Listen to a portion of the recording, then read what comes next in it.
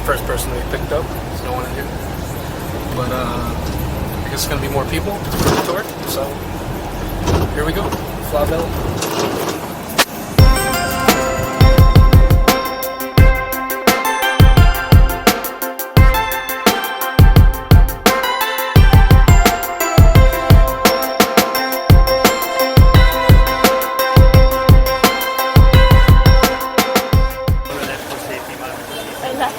My name is Patrick. Welcome to the tour. The camera looks like nice, but you cannot take the camera like this. I'm sorry. The soundplay will be okay if I take photos. I want to chime in real quick and make sure you heard that, but the tour guide, Patrick, told me to turn off my camera because I can't just walk through the favela with a camera.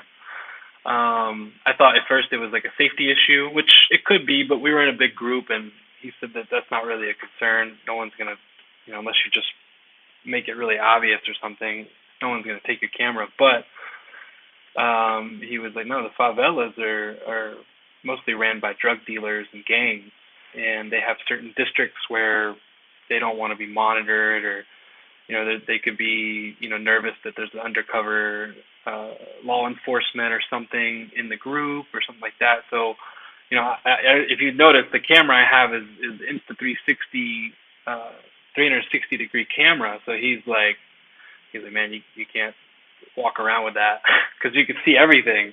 You could go, like, obviously in post production I can go and see all the different views. But I just want to chime in and make sure you heard that part.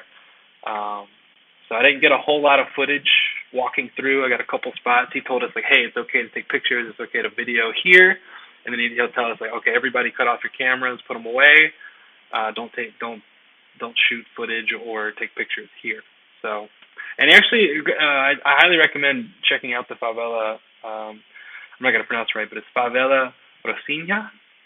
And favelas can be pretty dangerous, but in this case, it's safe. Patrick, you can contact me if you want to do a tour, but in this case, Patrick was basically knew everybody. He worked on a project there for a couple of years that really helped impact the community, so he has a lot of respect in the community. This is not a place you want to just walk through.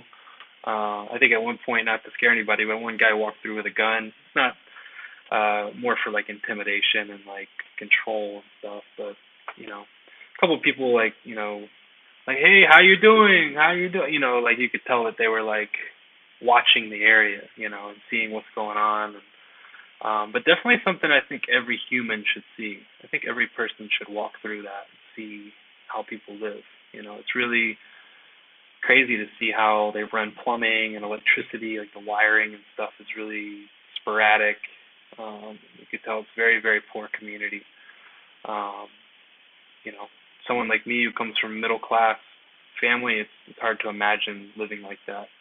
So I think everybody should walk through there or somewhere like that, and remember how fortunate we are to maybe not live in that place, and how maybe we should help those people get out of that kind of living situation. So it was sad, but educational. And I appreciate the things that Patrick has done in the community and the company that he works for.